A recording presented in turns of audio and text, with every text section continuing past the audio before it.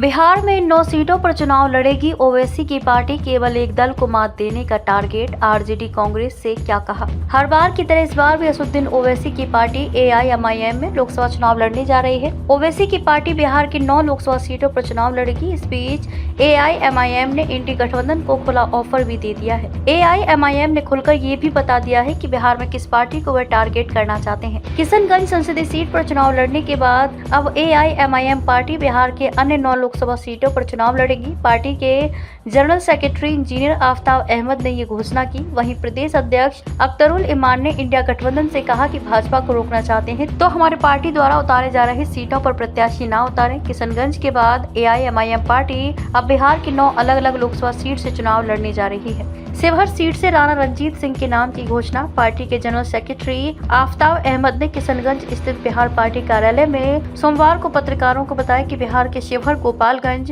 पाटलिपुत्र, महाराजगंज, मुजफ्फरपुर, मधुबनी, जहानाबाद, काराकाट और वाल्मीकि नगर या मोतिहारी दोनों में से किसी एक सीट पर चुनाव लड़ने जा रही है। उन्होंने कहा कि शिवहर सीट से राणा रंजीत सिंह के नाम की घोषणा की गई है। बाकी अन्य प्रत्याशियों की घोषणा जल्द की जाएगी। इस दौरान उन्होंने किशनगंज लोकसभा सीट के प्रत्याशी सह प्रदेश अध्यक्ष अख्तरुल इमान की जीत का भी दावा किया। हम किसी का वोट काटने नहीं जा रहे। अख्तरुल इमान, आपको बताते चले कि अख्तरुल इमान किशनगंज लोकसभा सीट से एआईएमआईएम की टिकट पर 26 अप्रैल को दूसरे चरण में चुनाव लड़ चुके हैं। वहीं एआईएमआईएम पार्टी के बिहार प्रदेश अध्यक्ष अख्तरुल इमान ने राजद की खिंचाई करते हुए उसे भाजपा की बी टीम बताया। अख्तरुल इमान ने कहा कि जहां जहां अल्पसंख्यकों, दलितों और पिछड़ों के साथ नाइंसाफी हुई है वहां इंसाफ दिलाने के लिए लड़ाई लड़ रहे हैं। हम किसी का वोट काटने नहीं जा रहे हैं। अख्तरुल ने कहा कि अगर सही मायने में इंडिया गठबंधन भाजपा को रोकना चाहती है तो हमारे ऐलान किए गए 9 सीटों पर प्रत्याशी न उतारे। उन्होंने कहा कि हम अगर चुनाव जीत कर आते हैं तो भाजपा के खिलाफ जो भी लोग आएंगे उसके समर्थन में पार्टी